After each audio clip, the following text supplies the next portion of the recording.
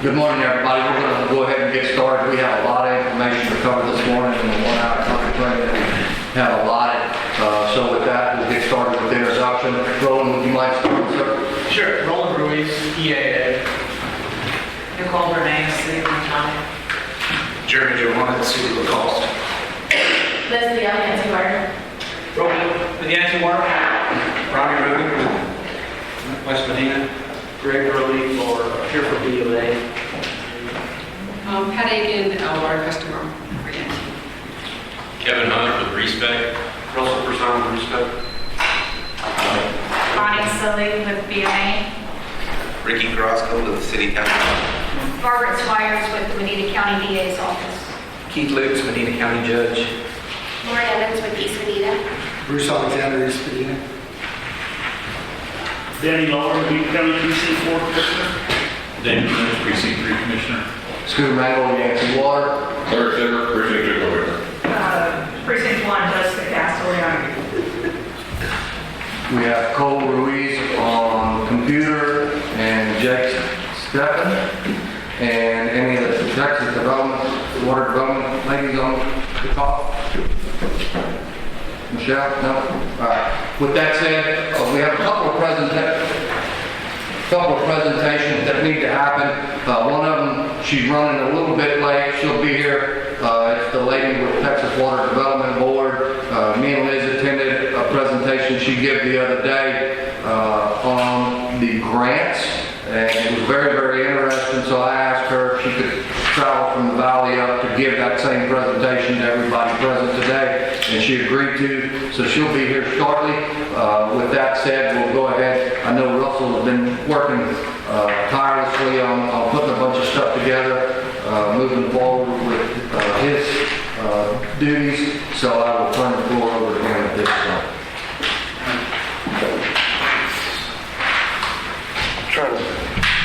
Kind of stand to the side here. I just need to get to a mic, right? That microphone should be working. Okay. Can you verify they can hear you online? Can you guys hear me online? Cole? Or Jake? Okay, great. Yes, thank you. Okay, And super. good morning. Morning, Andrea.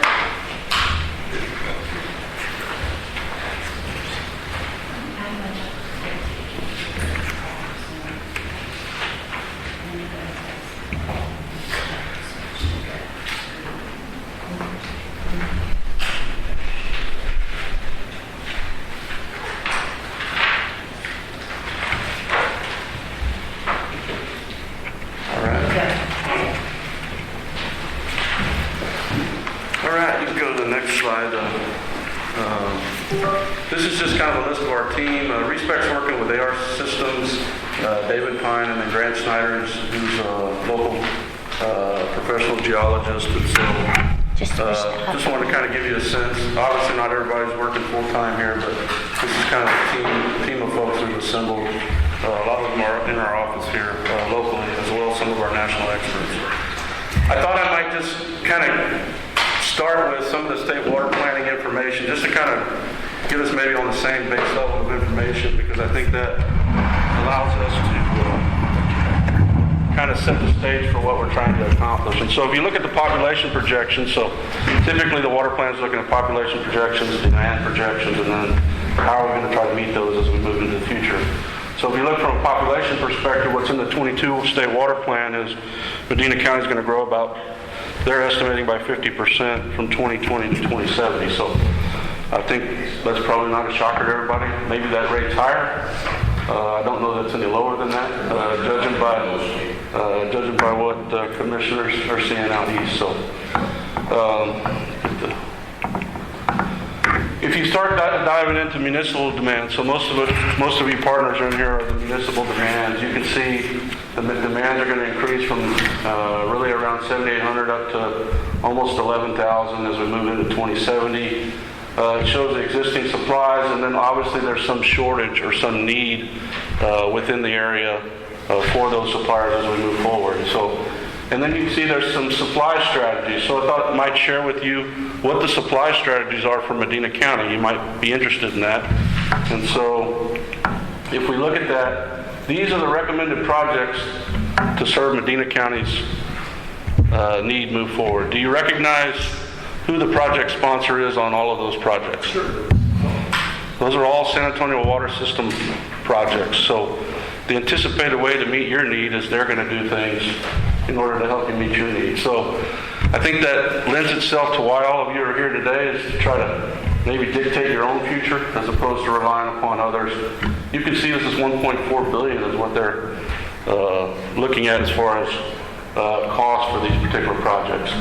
If you go into the Region L plan that was done 21, so the region does the plan, then it rolls up to the state plan. If you dig into that, it'll give you by entity kind of what your water needs are going to be. And obviously, there's about 3,300 acre-feet short as you move to 2070, and pretty much everybody in this room has some need as you move through that time period. So just wanted to provide some of this base data to give you that perspective.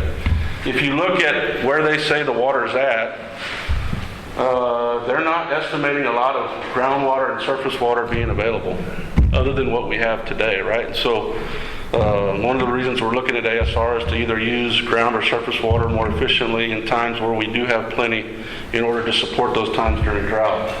If you look through the plan, other places have reuse water as a way that they're going to meet that long-term need. That's not specified for Medina County, but maybe something future long-term. Surface water availability, we've got some preliminary stuff. It looks like maybe in a wet or normal year, there may be 10,000 to 30,000 acre-feet. That's being reviewed, that data. And then, of course, brackish water may be another source. Not all the ones that we're looking at today, but just trying to kind of give you a sense that this is kind of one step and maybe many steps that the county and the water purveyors within the county are going to have to take over the next 50 years. Just a quick note, Edward rights and surface water rights are limited in dry years. Many of you know that. You've been in stage 3, stage 4, so your cutbacks kind of cut into that availability, and I'll show you a little bit of that in this particular water authorization. So the current authorizations are about 8670 from what I can get in Edwards rights for the folks that are listed here. That may include partners that are not signed on, so just keep that in mind. If you look at what was used between 2018 and 2022, and I think I've told y'all this before, really the availability in 22 when we had a dry year was about 300 in excess to upwards of 2,100 in a year where we probably had adequate rainfall. So that's the range of availability and groundwater rights that we're not currently pumping or using collectively as a group. The other, I just put up the irrigation just to kind of show you, and in many cases irrigation is shown as a deficit in the state water plan. But as you know, a lot of irrigation rights are being converted and moved as land develops and things get changed over. So, we may look at the Trinity Aquifer. I know there are some in this room that do have rights there that may be a part of this project. Maybe looking more long-term, we could look to the south, look to the Carrizo. Obviously, that's what SAWS did with their ASR project. Surface water rights, brackish zones. So just to kind of convey to everybody, I think all these things have to be on the table as we evolve, where we're probably focused today on just the ASR. And really kind of right now thinking we're going to target the Trinity and try to be more central to kind of where our need is and to reduce the amount of transmission that we need to do as a group. This map, just for reference, I do have copies of the maps that are in here and the presentation up here, so if you want to take one when you leave, please do. If we run out, just send me a note and I'm happy to send it to you as we get going. So, the dark colored area is where basically the aquifer comes up to the surface where you get recharge, and then the hatched area is where the aquifer will dip down. That's normally where you see production that occurs within the aquifer. So this just kind of give you perspective of what's in the county, what may be available today and long term. As we look to surface water, this is BMA's water system. We have the lake, which is the impoundment. Obviously you have the river that comes all the way through this section of the county, but then you have the canal system that runs from the lake to the southern portions of Medina County, Atascosa, and Bexar County as well for service. So we do have a significant, and then there's Pearson Lake, Chacon Lake. So we do have a significant surface water system with impoundments and things that are probably unique to our area as we look to supplying future needs. This was what was put together as far as meters. I broke down what the needs or the demands were earlier, but these were the meter counts and kind of the percentages as you guys were getting started. I just included this in case folks wanted this data. So kind of where we're at today, initially I had kind of set the yield at about 12,500 acre-feet. That's roughly a little higher than your 2070 projection for need, annual need in the state water plan. So my thinking there was to be probably a little more aggressive and to know that we have cutbacks, right? We can get to 30 or 40% cutbacks. This is roughly 15 to 16% over what the plan is saying. So that was kind of the target yield, and we're kind of working from that as we move forward. We think storage will be around 50,000 acre-feet as a minimum. Maybe you get a little more. That's going to depend on what the hydrogeologists tell us. In the near term, we think we're going to focus in on the Trinity Aquifer for storage. In the long term, there could be Brackish Edwards and or Carrizo Aquifer potentials that we would want to maybe look at. Others, like NBU, I think are looking at putting water into the brackish zone. Those things are done in various other places. Carrizo is further to the south, so transmission might be a bit more. But again, these are all, I think from a long-term perspective, things we should at least keep on the radar. But in the near term, we're thinking Trinity as the target. This would be somewhat in line with the Ruby Ranch example that I think I've mentioned before, that is Edwards water going into the Trinity Aquifer in Hays County. We think the ASR wells need to be closer to demand to be financially desirable. We want to keep transmission costs down, be able to get produced water there. We think as a next step that will probably be recommended is that we would want to do some type of test well site to kind of work out the details. This is not uncommon in a project like this. Target flow rate would be around 1 to 2 million gallons a day. We're currently kind of reviewing where that location might optimally be. And we will need for that test well available to excess water from probably one of the production or multiple production facilities of the partners in here to be able to run that test well. So those are all things that are kind of factoring into where that location might be. If you look at the potential ASR needs at a high level, we want to be able to convey 2 million gallons per day, and peak demand flow is where we're targeting. We think this means to reach that yield in storage that we talked about, up to 10 ASR wells, which would be over 20 million gallons a day recovery capacity, and basically about half that rate in recharge capacity at 1 million gallons a day. Our thought is to try to minimize the amount of transmission that we have to do. Obviously, putting in large diameter pipelines is not an inexpensive task, especially if you got to consider right away and those types of things. So we would like to try to minimize what we have to do there to kind of keep costs as in check as we can, and use interconnects between the various entities, and maybe just transfer water rights moving around in order to try to serve long term. These are the other anticipated facilities you might have here: wells, treatment, booster stations, maybe ground or elevated storage, depending on where this is located or co-located with other facilities. And then you have high service pumps and interconnects and transmission lines. So we've been working to try to get some of the data. I have the data for East Medina, Castroville, and Yancey. I was able to get some of the West Medina off of your website, I think, as far as the pipelines. This map shows where we believe those plant facilities are. It would be helpful if we could get Hondo's pipeline data and their facility. I know where one of the facilities is. I have it on there, but I'm assuming there may be multiple. Lacoste too, I know you're in the room. If we could get some data on your pipeline network and your production facilities, that would be helpful as we move forward. So this is maybe a call today for those of you, if we don't have your data yet, it would be great to get it so that we can do the analysis go forward. This map basically shows where those production facilities are, and then the red lines is where we looked at lines that were 8 inches or larger. So we were looking at where the larger line, maybe for transmission, would be currently within the system. And so, again, trying to put all this together. There's actually a lot more lines and ability for interconnected in smaller lines, but we were trying to focus on the main transmissions as this first step. So kind of status of where we're at. Obviously, scope and fee has been developed. We're working through that. We want to work with the regional water planning. Our target is to try to get a project that we put forth in this particular feasibility into the state water plan, which would be on that November time frame. So that continues to be in progress in coordination with that group. Securing funding. Obviously, the county stepped forward for this particular piece of work. Obviously, future phases, as you know, costs will go up. You can imagine a test well and then a full production facility. You can look at that number of wells will be significant as we move forward. So trying to find grant funds, know that that's the importance of getting it into the state water plan, so we're eligible for cost sharing and those types of things for a project. Our schedule is to have draft report by September 20th and then final report by October 18th. Again, this is to sync up with that November meeting. And the data needs we have is any water system data. If we don't have it already, if we could get that from you or your engineer would be great.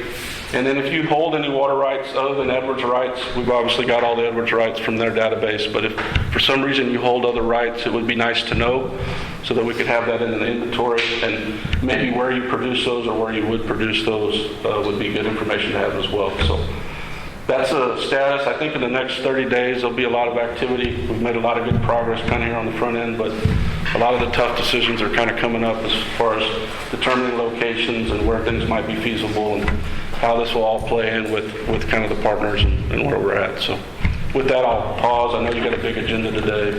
If there are any questions from the group. Anybody got any questions? Oh, I got a big question. Go ahead. I'll say your estimates here are false. Okay. You're saying about 80%. On projections. On population? Yeah. Population.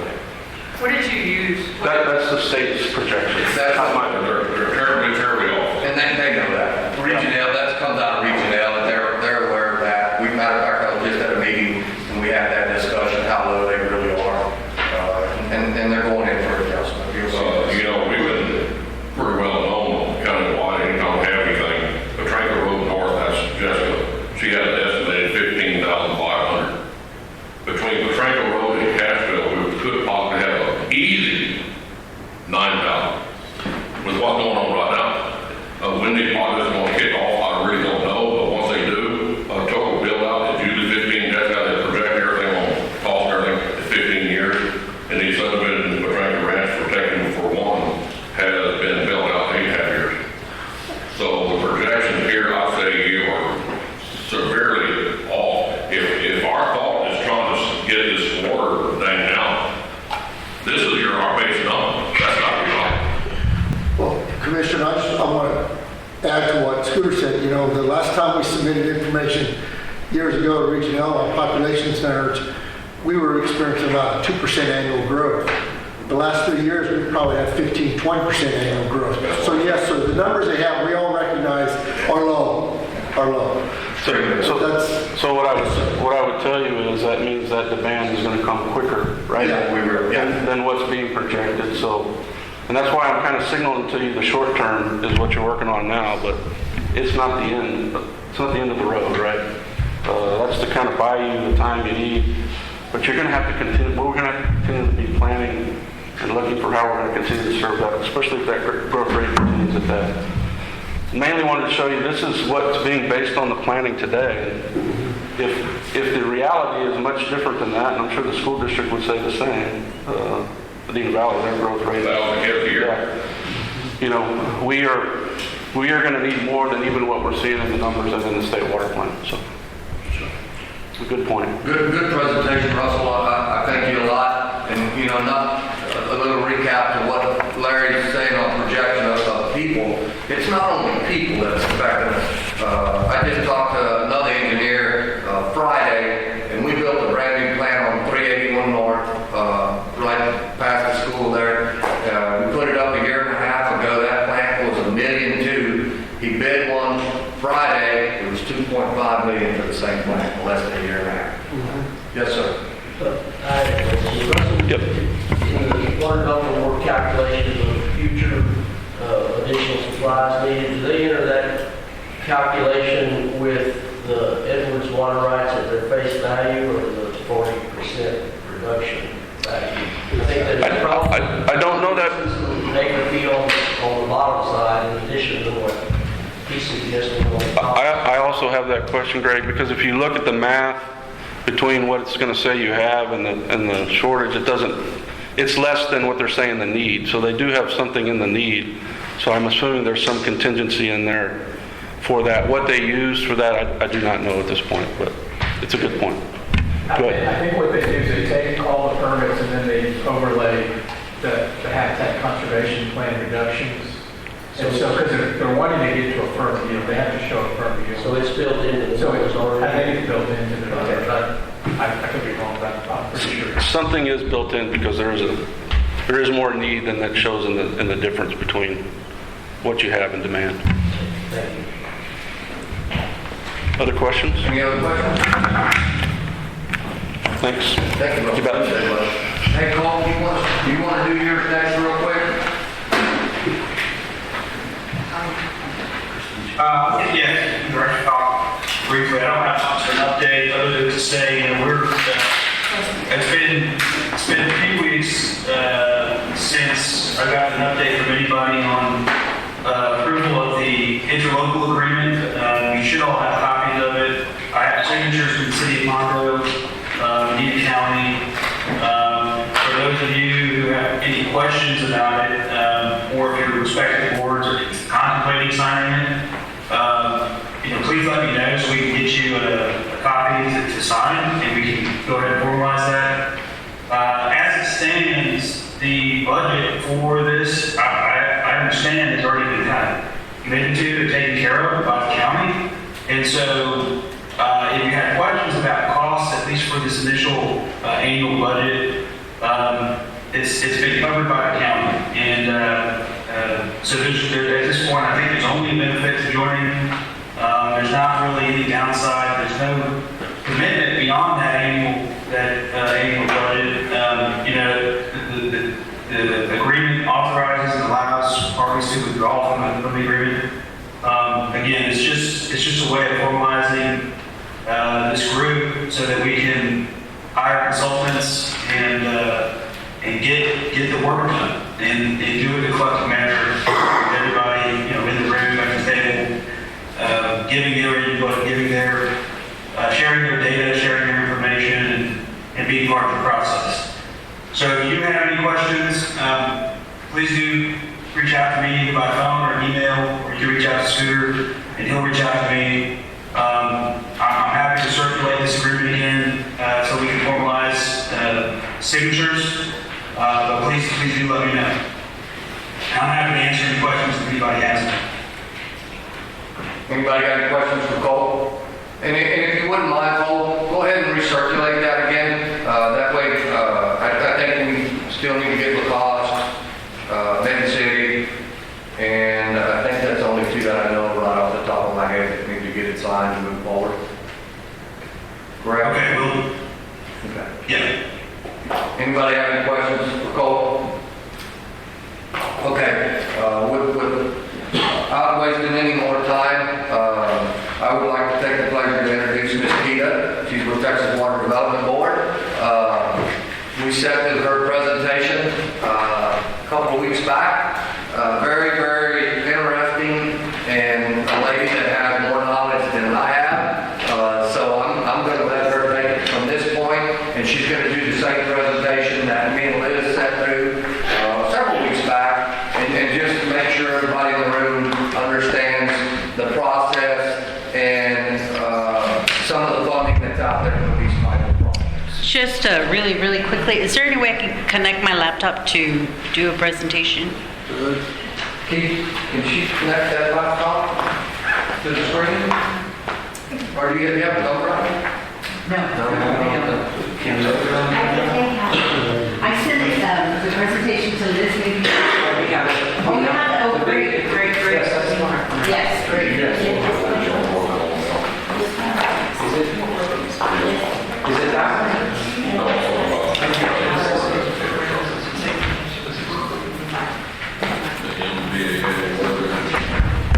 Yeah, that's it.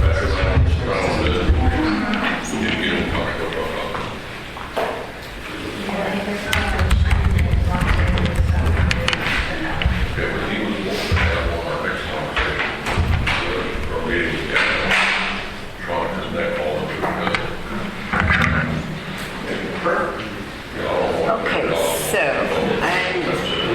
just really quickly, this is forward. PowerPoint.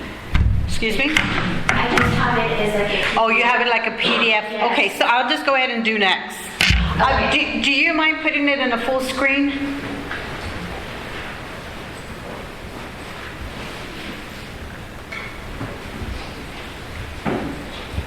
There you go. Good morning. I apologize for running a little late. State vehicles, sometimes they're not reliable. My left passenger window popped as I was driving into Hondo, and then the tires started going crazy, so I apologize. I don't like to be late. But anyway, by way of introduction, my name is Enriqueta Caballero. I'm part of the outreach team at the Texas Water Development Board. The agency, for those of you that are not familiar with our agency, we are a water agency. We're funded in the 50s by the state legislature to address drought of record. As we know, Texas had some serious drought issues in the 50s, and we're currently having some additional drought issues now. We collect water data, ensure that we are aware of what's going on in the state in terms of water supply, water need, population growth, and listening to the presentation about your region, your planning region. That's information that we take into account as well.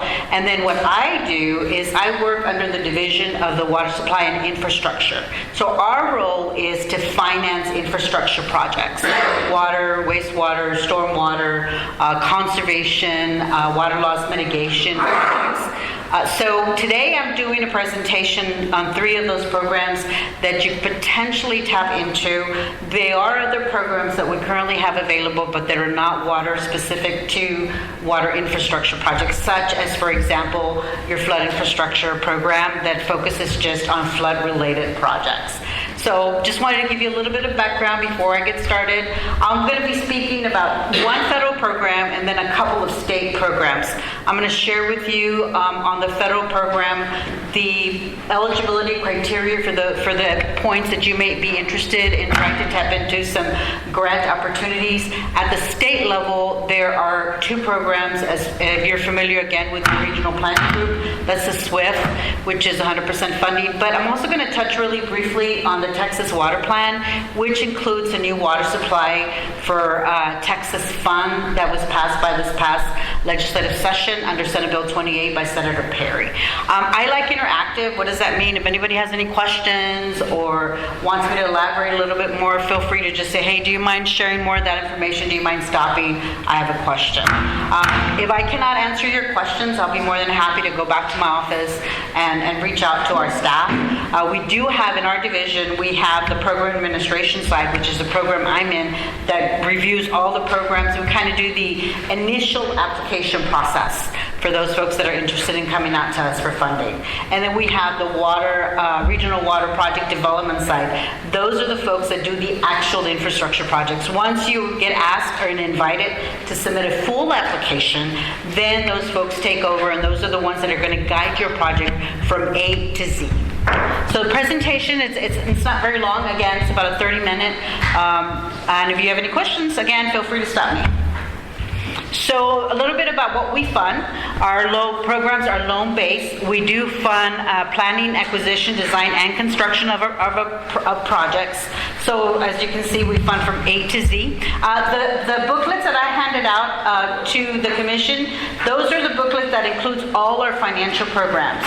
So those are one-pagers. This is just going to be, I'm going to be talking about just 3 specific programs. But that particular booklet includes all our funding. We do have, sometimes we do have some systems that when we do just a minimal presentation, they say, hey, we're interested in this program. Do you mind talking a little bit more about that? But this is just going to be water-specific programs that I'm going to be talking about. So our federal programs do have what is called principal forgiveness. Those work just like grants. They call it principal forgiveness because those are federal under EPA, and EPA tells us it has to be called principal forgiveness, not grants. So the only difference is a grant you're awarded at the beginning. For federal program, you kind of just are forgiven that portion of a loan when we go to closing. Under our state programs, we do have some grants associated with some of our programs. We do have what are called funding program cycles.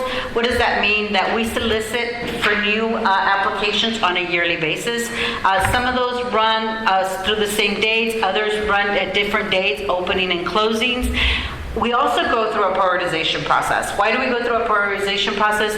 On the federal program, you will see in my slides that it's got to be very specific to the objectives that are set by EPA. For the state programs, because we have a really, really high demand, we have to ensure that we are prioritizing projects, of course, that are going to be cost efficient, cost effective, and they're going to produce for the highest population figure or what is best for your community as a whole. And then we also have program requirements and program special requirements. What does that mean? That every single program is going to have its specific requirements, and some programs even have some additional special requirements. You will see that at the state level programs, those programs will have some additional requirements because they're tied into federal money. So starting off with our state revolving funds, which are our federal programs, I'm going to be reviewing really quickly what is called the Drinking Water State Revolving Fund. This program is associated with the Safe Drinking Water Act, and this is called a capitalization grant. That means every state in the U.S. gets state revolving fund money. So what does that mean? It's just money that's coming into a state that's revolving. It allows us to fund infrastructure projects. This has a partner to it that I'm not going to be covering today, but the partner to the drinking water is the clean water. Anything associated with wastewater, with stormwater, that's on the clean water side. Drinking water is anything associated with drinking water or with water. As I mentioned, we get this on a yearly basis. We do have a match. We do have a 20% match. The other thing I want to touch on really briefly is because of the Infrastructure Investment and Jobs Act, which is a bipartisan infrastructure bill that was passed in 2021, we were appropriated some additional money under EPA. That was also based on needs and population. But that pot of money, once it ends, it's over. We don't know if we're getting any money, but if we don't get any money, that's it. It's a 5-year period. We are getting some additional supplemental through our regular general activities. What does that mean? Anything that is eligible under a regular state revolving fund would be eligible under that additional pot of money that is coming into this pot of money. For that additional supplement, we're on our 4th year, and it is incorporated into this particular program. Any questions? Oh, and I tend to talk really fast, so if you want me to slow down, just say, slow down, please. So the drinking water, so what does it offer? The drinking water, because it is a federal program, we do receive subsidies, so we are able to offer financing below market interest rates. We do have illustrative rates in our webpage. I can honestly tell you that we do have folks that come to us for funding. We do beat the open market because of that subsidy. In situations, there are some entities that come in way below what the current market is, and they're able to save several million dollars. As I mentioned, it covers planning, acquisition, design. We do finance up to 30 years. It doesn't mean you need to take a 30-year loan, but we do have the 30-year option for you. And for those eligible entities, there's also a potential of offering a 0% interest. So what are some eligible projects? These are some of the projects. It's not an all-inclusive list. Oh, I apologize. Can you move forward to the next slide? There. This is not an all-inclusive list, but I did want to give you examples of what we are able to fund. So, for example, correcting water system deficiency, such as your pressure, your water loss, upgrading or replacing your water systems, providing new or existing service to other water systems through a consolidation. So we do fund consolidation, purchasing capacity, purchasing water system, implementing green projects through EPA guidelines, of course, and then implementing water protection projects. Because ACRs are water related, it would become an eligible project. So this is what we're able to fund under that principal forgiveness, or which is like the grant portion of this program. There are several categories. You have disadvantaged community, disadvantaged small and rural, very small systems, and green projects, and urgent need. If you're looking to tap into the disadvantaged community, what I did was I took the opportunity. Do you mind going on to the next slide, please? So in this particular slide, you will see that if you're looking to be eligible for a disadvantaged community, then you must meet those two things. You must meet the eligibility under the annual median household income and the household cost factor. Why do I speak about the disadvantaged community? Because this is where applicants have a potential of receiving up to 70% grant forgiveness with a maximum allocation of $10 million. What does that mean? That means that if you have a $11 million project and you're able to come in at 70%, you meet these two, then you will get that 70%. If you're coming in above, let's say you have a $100 million project, but we're eligible for 70%, or rather you're eligible as a project for 70%, but we cap out at $10 million. We also fund only projects up to, that was recently changed. We were capping at 49 million. I think it was raised to 59 million. So by capping, what we mean is that if you come in with a project above that amount, we were only able to fund up to that amount. Now, you could tap into our other sources of funding that we have available, or you can always have, the opportunity of going out there and seeking funds from the open market or another funding agency that may have some money for you that you may be eligible for that. Now, to be eligible for the AMHI, we look at the 75% of the annual median household income of the service area, and it's got to be equal to or less than that. I took the opportunity of kind of putting, do you mind going, this, yes, thank you very much. So if you look at, that is the current state's AMHI. We don't know if coming this fiscal year, if they're going to update that again, because we do realize that those AMHIs change. We use census data and census information. We have had communities that say, hey, get that, my information is not there or it's inadequate. So what we do is we work very closely with the applicant who submitted that pre-application, and we're able to allow you to use a state survey, but we ask that if that's the route you're going to take and census data is not available or it's inadequate, if that's the route that you're going to take, you need to reach out to us and you need to talk to us sooner rather than later, because that is the data that we're going to have to include, and it's going to potentially determine whether or not you're eligible for this disadvantage. Now, potentially eligible, I always say that because we don't have a pre-application from you. You're in the initial stages of your process. If you're planning to submit, so there are no guarantees that I can come before you and say, yes, we're going to give you this money. I'm not allowed to do that. We can't do that. We can only give you the information where you make a decision whether or not you want to move forward in applying for this program. We also take into consideration what is called the household cost factor. How is that loan going to impact your ratepayers? And so we do a calculation of those two, and then we determine their principal forgiveness percentages. Prior to the Infrastructure Investment and Jobs Act, we were looking at those two, that methodology to determine whether an applicant was eligible for 30, 50, or 70%. But because of this additional supplemental money under the Infrastructure Investment and Jobs Act, we were able to do a cross-the-board 70%.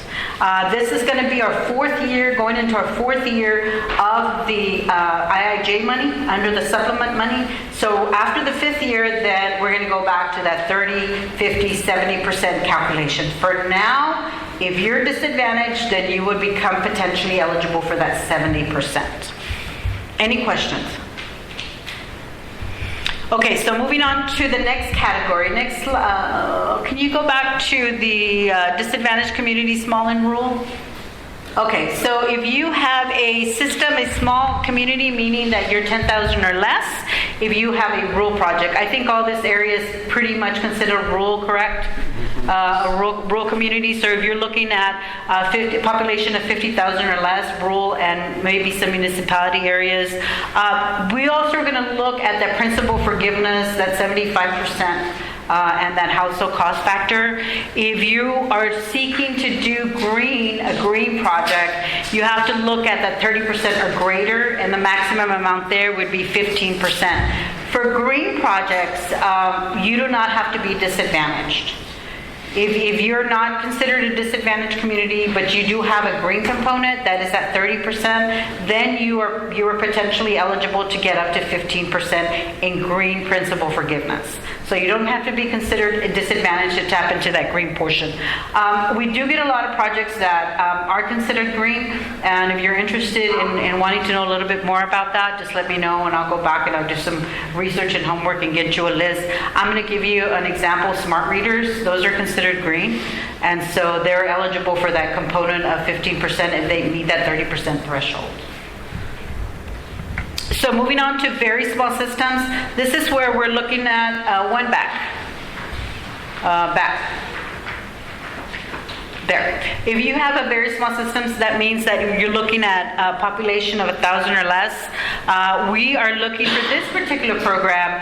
If you are disadvantaged and you're under that 1,000, then that threshold of that 75% just increased to 150%. So you would be looking at 109,000 plus in terms of meeting the disadvantaged threshold. Again, we use census information as well as, if you're seeking to do a survey, to reach out to us if that information is not available or it's not, or it's inadequate. There's insufficient information on that. And I'm going to give you an example on that. I did have one community that came out to us seeking. Do all of the like 7 actual toilet units? I just put them in the area.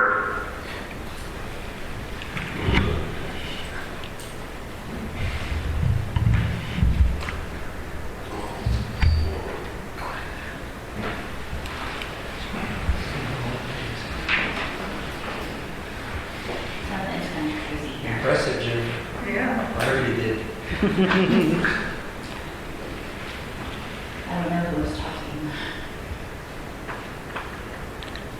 It looks like Mike was unmuted, so I think that's where the conversation was coming from.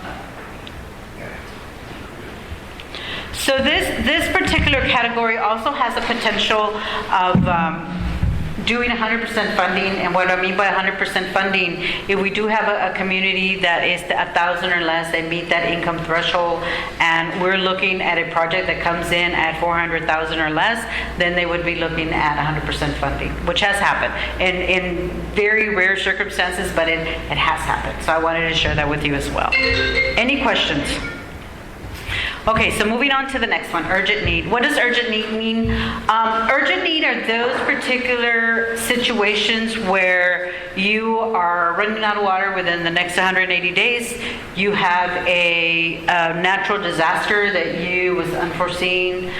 For example, when we had that winter storm a few years back, that we had a lot of systems that just went down. So that was considered an urgent need event. If you have a serious MCL violation, nitrate, arsenic, some serious MCL that EPA has on their list, then you would be considered an urgent need. If there is a declaration by our governor or by the president, as also some additional situations where the agency has deemed that it is an emergency, and we reach out to the governor's office. Now, I do want to clarify, because I have folks that said, well, you said it's urgent need, like I need the money tomorrow. Because this is federal money, we have to go through the process of just like a regular application. I'm going to share with you really briefly once I get to the slide where I'm going to talk about how you can access this particular fund. What is the length of time to tap into urgent need? Because it is not a turnaround time, when folks look at this, they say, well, by the time I get your money, that means I'm going to already have to fix my situation. That's just the way urgent need is set up, but I'll be more than happy if you want to talk particularly about this urgent need and you're looking in your project to look at something like this, just reach out to me. We can discuss it more. Any questions so far? So, as I mentioned, we go through a prioritization process because this is money that we never get enough money. We always have a very, very high demand. But you will see that these are the priorities for the Safe Drinking Water Act, as well as for the Drinking Water State Revolving Fund. We're looking at your health and compliance. Those are all the factors that are going to impact your public health concerns. These are public health and safety. They're always going to be your highest ranking projects. Going back to what I just mentioned, which are your MCLs. Your secondary are those that are regarding your secondary chemicals or your physical deficiencies of your plant.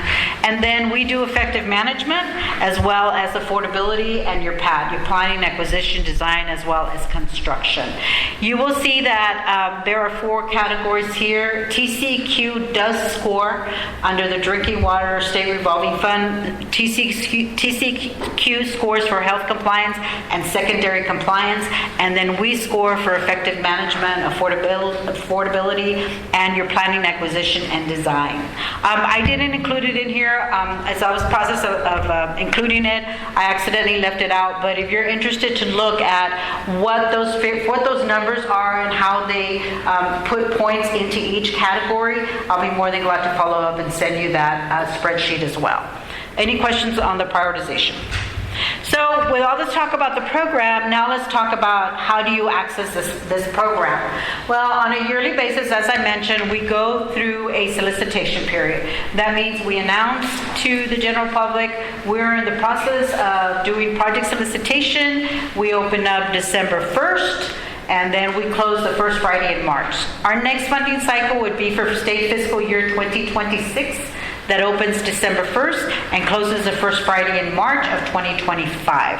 How do you tap into the money? What do you need to submit? You need to submit what is called a project information form. A project information form is just a pre-application. It's going to ask you questions about who you are, your service area. It's going to ask you questions about your population. It's going to ask you questions about your system.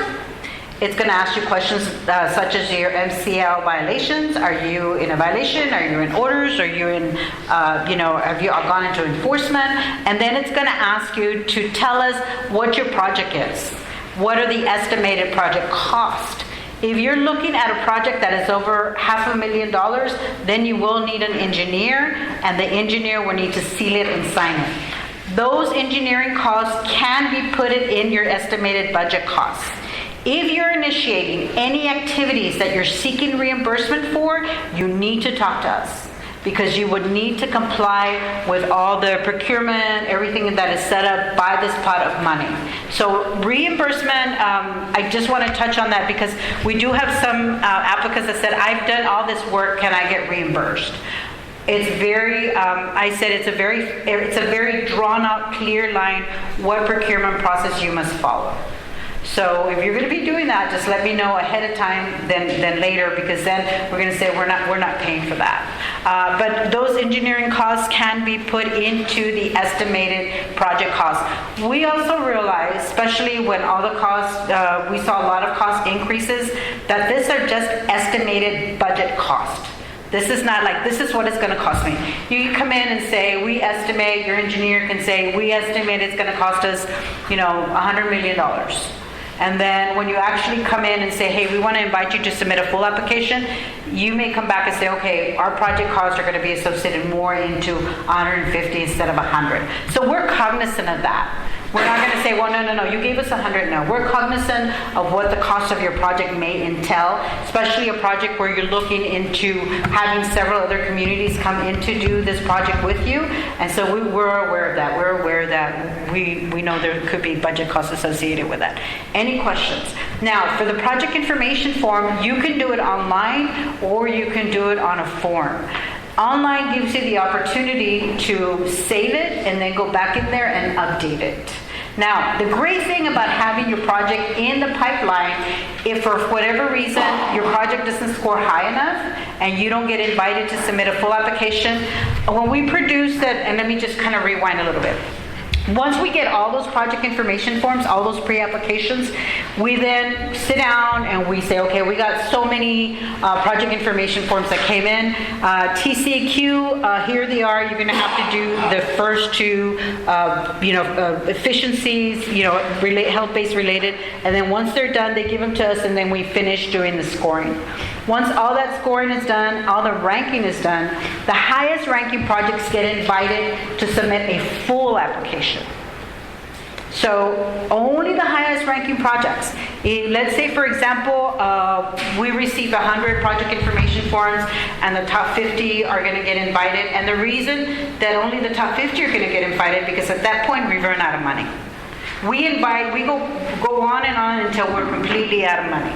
I also want to clarify that on the project principal forgiveness part, if you are, and these are just examples, if you are invited to submit an application and you are eligible for that principal forgiveness portion up to max of a actual 10 million figure, if we run out of money by the time we get to you, you're still eligible, but we run out of principal forgiveness money. There are only a certain amount of money that are allocated under these principal forgiveness categories. So it's not open, like say for example, to like fund everybody at 70%. We can only fund until we run out of that money, whether it's green money, whether it's small, whether it's urgent money, whether it's principal forgiveness. Any questions on that? Can I ask a question? Yes. Okay. Yes. The public, the project information form gets you in the queue. Yes. Okay. But, and then you're invited based on how much funds you have. And how you score. But you're invited. Yes. But that doesn't still guarantee funding, because even though you submit an application, there could be people outrank you on that and you could not get it. No. Or if you're invited to apply and qualify, you will get it. If you're on the initial invited list, you will get an invitation to apply. Okay. And What the portion that we may run out of money on are the principal forgiveness categories. Okay, got it. But once you apply, there's something. Yes. But it doesn't mean you may not get principal forgiveness. Correct. But you're still subject to funding. Yes. I just wanted to make sure. Yeah, no. That's a great question. That Great application, question. Yes. you got funding, but now it's down to how much it can be forgiven. Yes, correct. Got it. Correct. Got it. I mean, it's always great to fund people at 100%. Loan, because it's a revolving fund. But I like full disclosure, because if you're eligible for principal forgiveness and you can tap into it, great. But the most important part is getting an invitation to apply. Yes. The great thing about it already being in the queue, and I'm glad you brought that up too, because once you're in a queue, let's say you submitted for this fiscal year. Come December 1st, you get all your paperwork together, you get all your information, you submit. If for any reason you didn't get invited in fiscal year 26, for fiscal year 27, you just need to go in there, update it, and give us the call and say, hey, are we eligible for a rollover? And I talk to our coordinator may talk directly to you that handles the drinking water, and say, yes, they're eligible, just tell them to update their budget, or if they have any changes, to do it now. And so you update that budget, you update whatever you need to update, and then you roll it forward to the next fiscal year. Now that's being, with the understanding that you don't have a significant change in your scope of work. If you're going to drastically change your scope of work, then it could be that you're going to have to submit a new project information form. We like to work closely with the applicant, because we don't like to say, oh, no, you have to submit another one, because we do realize and we understand that it's a lot of work to submit a lot of that documentation. So reach out to us, talk to us, ask us those questions. But yes, I'm very, very glad you brought that point up, because that's very, very important. You being invited means you're going to get an invitation. Once you get that invitation and you say, yes, I would like to submit a full application. Remember at the beginning when I was talking about our regional water project development side, the project management side of my section, then they set up a meeting with the applicant. In that meeting with that applicant, they go over all the requirements.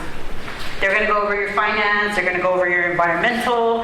At that point, they're going to say, your financial advisors, your consultant, your everything, your audits, are you up to date? In other words, are all your ducks in a row? Are you ready to go? Are you ready to apply? At that time, that's called a pre-application meeting. At that time, we do have some applicants that says, you know what, I'm not ready yet, because I need to update my audits, or I am ready. I am going to submit a full application. So from the time that we invite you to submit that full application, you submit the full application, then we gotta finalize it, go to the board approves it, and then we go to closing. That time frame can take up anywhere between 12 months to 18 months, 16 to 18 months. So it's like a whole year cycle. It's gonna take you that long.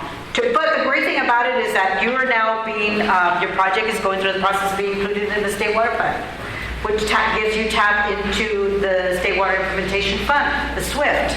So with that, I'd like to start off talking a little bit about a State Water Implementation Fund for Texas. This is all... Can I just jump in real quick? Yes. Yeah, just to help people in the room tie in like how their project fits in this and like where they're at right now. This fund that Kent is going to talk about right now, your guys' an ASR project for Medina County isn't in the current 2022 state water plan. And so this process that Russell's going through to gather information and get the Medina County ASR project in the 2027 state water plan. So you guys, this fund that Kent is going to talk about right now, this is, what you all are working towards to be ready to apply for in 2027. Very Just wanted to provide that context. Thanks, Ken. Thank you very much, because that is a great point also. If you are interested in looking at the SWIFT, which is the program that is directly related to projects in the state water plan, your project has to be in the regional water plan. There's two ways you can get it on the water plan. You can ask for an amendment. It's a process. And I would refer you over to your group, your planning group, as well as the staff that's assigned to the planning group, because it is a lengthy process. There potentially may be fees associated with that you would be responsible for. If you want to be included for the next time that we submit that state water plan, which is 2027, and if I'm not mistaken, I know Vandra is on, you are in the process, or the regional planning groups are in the process already starting work for that, getting all that already in place. So this is a time where you may want to reach out to your planning group and say, we want to be included. You have to be pretty specific, because we're only going to fund what is in the state water plan. So if you say, we want to build this, but it doesn't include the pipe, then we're only going to pay for what is in the water plan. So be pretty specific of how you want to achieve that, so that is eligible. I also want to mention that under the SWIFT, this is 100% loan. Great rates. I'm going to go over those, the three financing options for you. This is one of the programs that got some additional money under the Texas Water Fund. I'm going to be talking about the Texas Water Fund as well. Based on the presentation that was done by our interim assistant deputy administrator, it looks like they're looking to transfer an additional $300 million into this pot of money. It's a very successful program. It's a great program. It does a good job. So this is, again, for all those projects that are in the state water plan, political subdivisions are eligible. Projects are those water recommended management strategies with an associated capital cost. SR projects are eligible. Those are pretty well funded under the state water plan.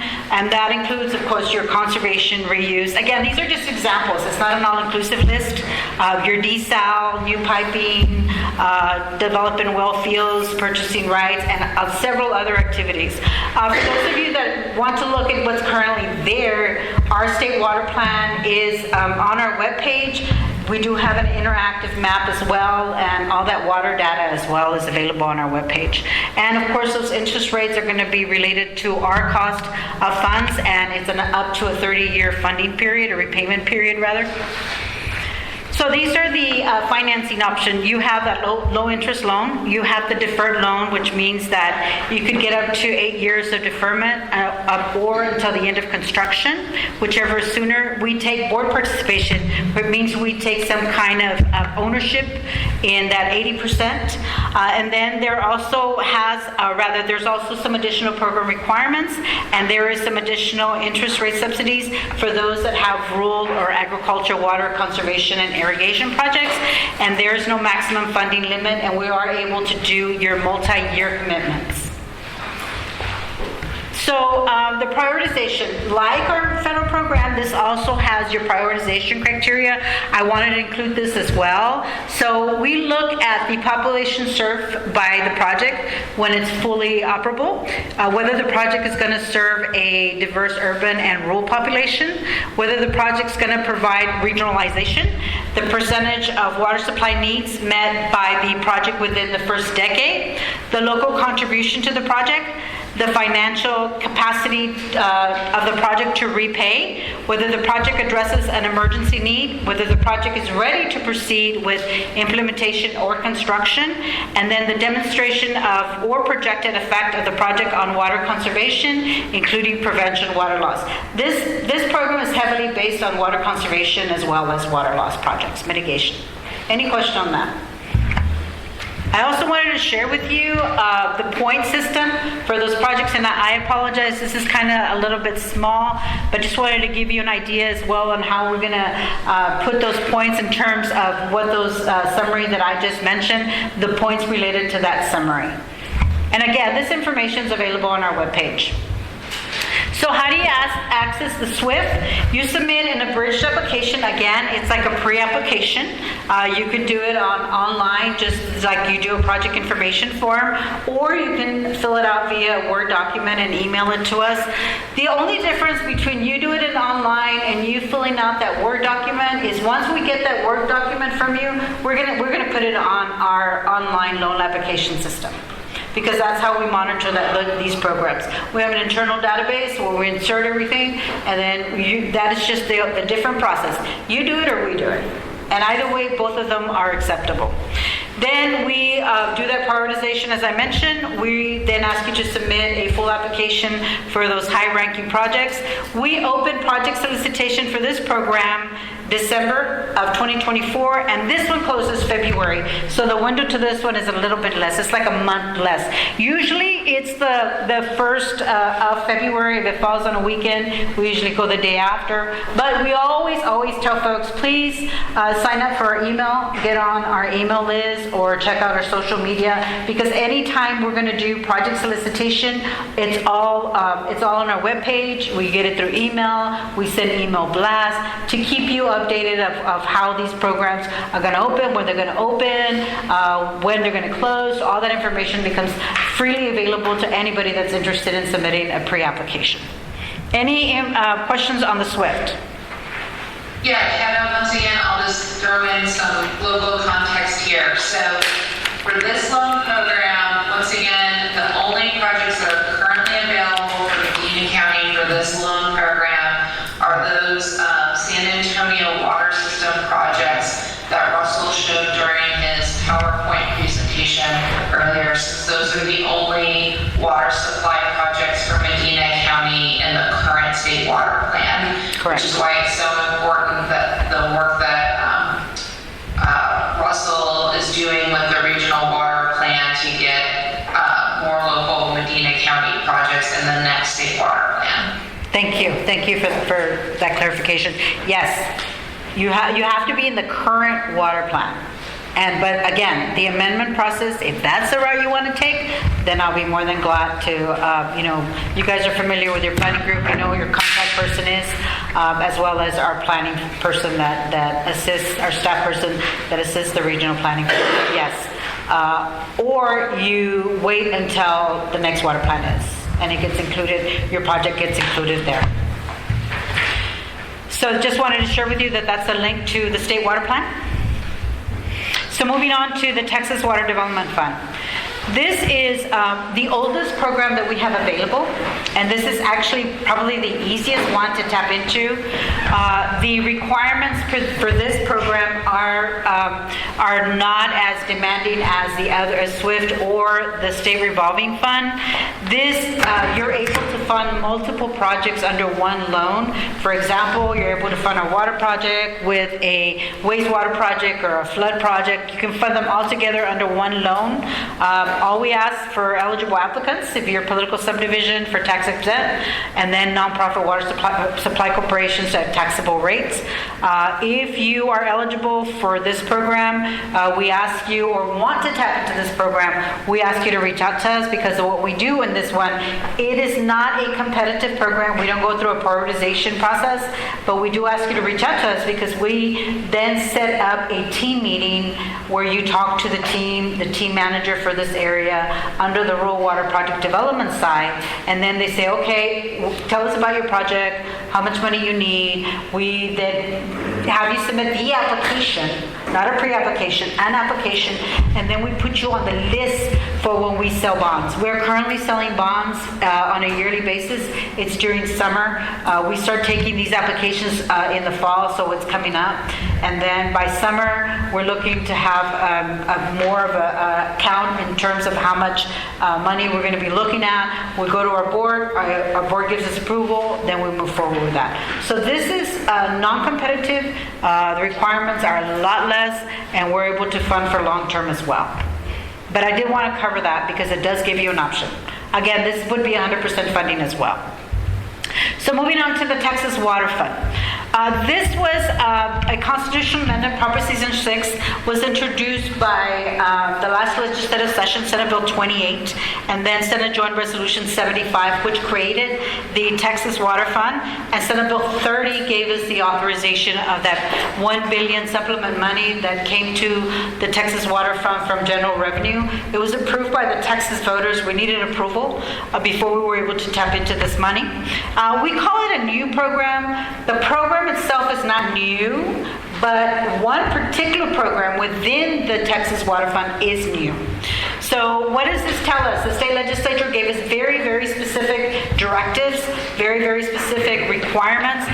Out of the $1 billion, $250 million is going into the new water supply fund for Texas, and then the rest of the money is going to be allocated to water infrastructure projects that have a high priority and a need. And if you look at the population, we're looking at 150,000. We're looking at projects that substantially have completed their permitting process at the state level and at the federal level. And then we are also doing a statewide water public awareness program. We are in the process of contracting with those contractors. We are also looking at your water conservation strategies and water loss mitigation projects. If you listen to our board meetings, we had a board meeting earlier this month.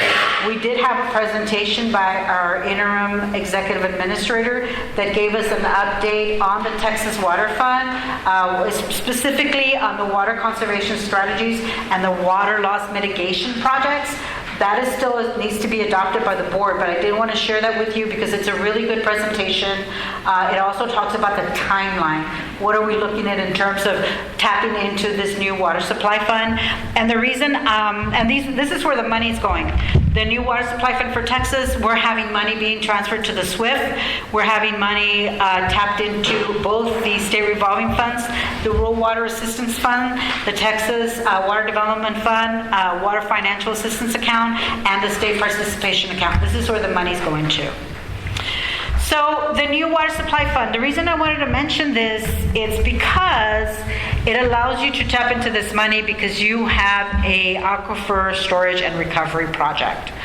What I can say about this program is it is in the baby steps in terms of rule setting, going to the board. We're looking, if you look at this timeline, the fall, which is around the corner, is the earliest time they're going to consider approval of the final water supply for Texas rules. And then we're going to do the solicitation for the new water supply fund. And then by winter, we're looking, and then we should be with board approval. Everything has to go to our board. By winter, we may already have those rules set up, and then we're going to come back out to the communities and start doing presentations on what this is going to entail. As of right now, I am not aware of what is going to be tapped into in terms of loans or grants. That is what we have up to date right now. That this fund will allow that opportunity for money to go to your aquifer storage and recovery projects. Any questions? Some helpful tips when you get ready to submit to us and you get invited to submit a full application. We always ask you to review the intended use plans. What is an intended use plan? Our programs, we produce, the vast majority of them, not all of them, we produce a document called an intended use plan, and what that document is, it's going to give you all the information about that program. Everything you want to know about that program. Who can apply, what type of projects are available, what eligible applicants are available, how you fill out the form, what are the rating categories, the points. Everything is going, all the documentation is going to be in that document. I look at it almost every single day because it is a wealth of information. I always tell folks when they come talk to me, just take time to read it. When you can't sleep, turn on your laptop or your iPad and just read it because it is good information. Do you have your financial audits? Make sure that when you submit your application, you do it, or pre-application, you do it in a very thorough manner. You sign it, you get all your contact information correct. Do you have the ability to take on your debt? We have entities that may not have the ability to take on debt, and so they really can't, they submit an application and then we tell them, can you take on this debt? And then of course, updating your water use survey, water loss audit, if you're required to do water conservation and drought contingency plan. And we always say, talk to us often, reach out to us often, and we'll be more than glad to come out and do presentations like this. A little bit about our agency web links, main page, financial assistance page, Texas Water Fund page, and then our email list web page. And with that, I just wanted to show you what our financial page looks like. You can see on the right, I do want to mention that we do have workshops. We go all across the state and we do regional financial assistance workshop. I'll be glad to come out here again and do a full presentation. The full presentation of the workshop includes all the programs. And it's about an hour to an hour and a half presentation because then I start talking about all the other programs that we have that you may be potentially interested in and potentially be available to apply for. And with that, these are our contacts. I'm Office of the Rio Grande Valley. We have a Harlingen office. My team lead is in the northeastern part of the state, around the Dallas area. And then we do have coordinators for each of these programs. We do have a general questions financial assistance. I answer those emails, so I respond to my personal email, work email, as well as those general questions in the financial assistance box. This is the regional water project development teams. This is what I was talking about the teams that are going to take your project from A to Z, project development, project management. These are the guys. These are the folks. We are geographically assigned regions, so we have 6 teams that have certain areas, and we have one team that's kind of a floater that assists the other teams in doing the work. Each team consists of an engineer, a financial person, an attorney, a team lead, anybody that's doing the environmental part. Each team is well equipped to have all those questions answered for you if you have any questions about any of those items. Thank you. Thank you. Questions, comments? It's hot outside. Anybody got any questions for her? Hey, Scooter, this is Cole. Can you hear me? Yes, sir. Just one point of clarification. I'm not sure you might have addressed it. There was discussion about these projects needing to be in the plan and being specific in the regional water plan. It's my understanding, and please correct me if I'm wrong, that those plans can be amended after they've been approved, right? That is correct. Okay, that's all I have. Yeah, thanks for that question. Russell has actually started that process. It is in the amendment process, Regional Water Board, as we speak. I think final approval, if I'm not mistaken, is in December, isn't it, Russell? November, okay. Sorry for that. So as long as we get the final approval at the November, when's our next meeting in November, Regional?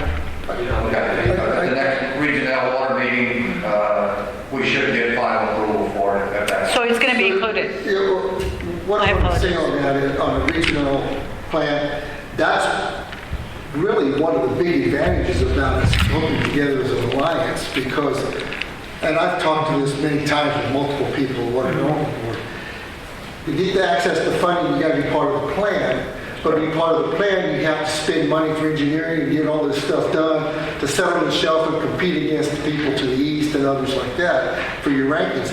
So that's part of the big advantage of joining together as a group. To be able to do that. It makes a big advantage of that versus dealing with individuals. And that's been a problem in the past. So I just wanted to say that. That's the great thing about grouping together. very much true. I mean, you can see from the funding that it's all good. Yeah, I mean, sure. that's. No offense, I just wanted, that's just a general issue. That's true. That's true. And, you know, having your project in the water plant is just going to get you in the door. It's going to get you in the door faster. Yeah. And for the SRF program, the benefit about the SRF program is the potential of having that loan forgiveness. Sure. That principal forgiveness, you know, under any one of those categories. And also being able to, you know, break down your project. You know, if you're looking at a holistic project and you say, you know what, for this year, we're just going to initiate the planning. We're going to do this for now.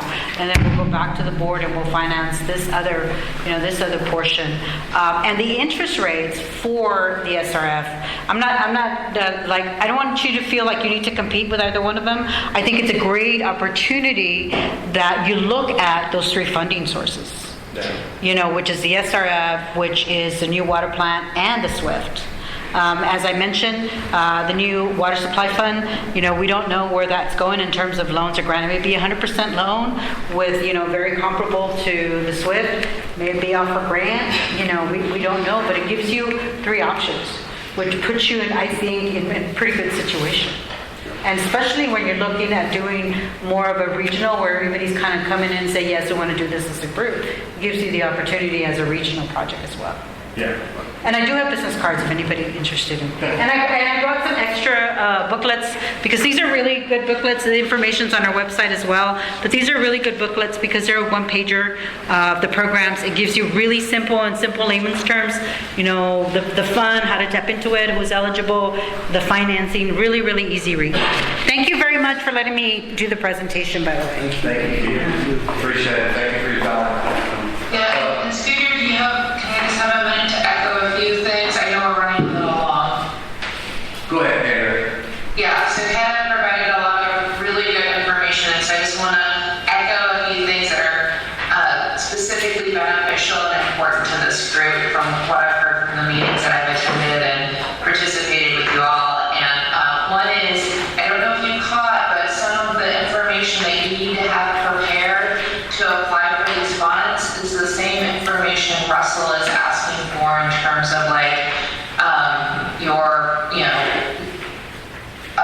infrastructure information on your water supply facilities. So that's all part of, you know, preparing, you know, each one of your local suppliers is going to need to be able to get this information together to put the applications together. So I wanted to point that out. And then also, you know, you're doing work now, you know, to make yourselves available for the SWIFT loans, that require you to have the project in the state water plan. But Kata mentioned several other programs that you would already qualify for, like you wouldn't need to be in the state water plan to provide those funds. So it can kind of be a project process that you build on. You know, you can start small with your test well and the planning and the designing and access more readily available funds for those steps. And then as you move along in the process and possibly need, you know, if the test well goes well and you want to build more than one well, you know, then since you're doing the work now, in a couple years when you're ready to expand the well field, you'll be prepared to apply for those SWIFT funds. So don't feel like, you know, you're not going to be available to apply for those funds, you know, until 2027. There are other projects or other funds that you can access prior to having a project in the state water plan. So don't be discouraged, I guess is what I'm trying to say. Just really quickly, and I don't know if I mentioned this, but if you're looking to tap into like the next round SRF, you can submit the project information form, and then once you're ready to go for the SWIFT, you can submit for the SWIFT. There's nothing that stops you from saying, you know what, I'm going to try the SRF now. And then once we're on the water plan, then let's go after SWIFT. And once the new, you know, water fund comes out and we're eligible, let's go for that. What does that mean? That means that you may be in all, you know, submit to all three, and you may get invited to submit for SRF or SWIFT, and then you look at what's beneficial for you, for your community. Yeah, anything else? I want to echo a couple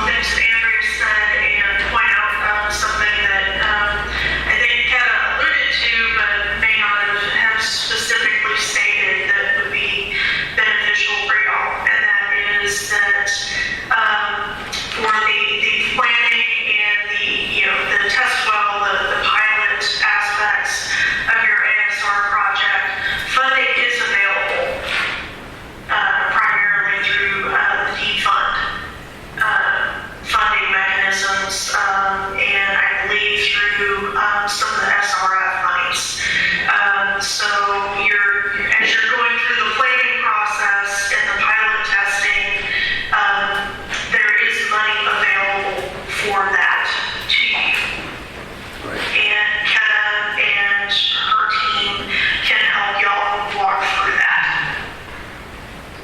Yeah, I would just say reach out to us if you're looking at very specific things like that, because we'll be more than glad to sit down and talk. What I do is, when I get inquiries like that, I reach out to the team, the management team, and say, okay, we've got this very specific questions. We want to make sure they're eligible, and then we want to make sure what they need to, the process they need to follow to ensure that it is, you're going to get paid for it. Anything else, Michelle? I think that's it. Good. Thank you, ma'am. Keep up the great work. Thank you. Thank you, Andrea. One quick thing. I know we brought over a little bit, and I apologize for that, but it's very, very crucial that you get Russell the information that we need as soon as possible. That way he can stay up with the pace and meet his deadlines. So please do that as soon as possible. With that said, we'll set the next meeting date up. Joe, when are you available next in September?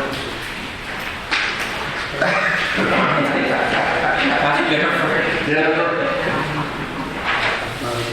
Is he okay on the line? What? I'm fine. That's okay.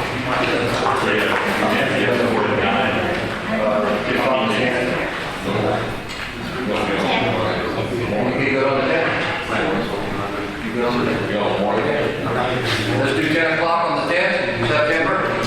I'll have this, send an email out to everybody. I will be here, but I'll have folks. I'll have folks. You got the boss there. Huh? You got the boss there. They'll be okay. They'll make sure I'm not signed up for something. All right, thanks,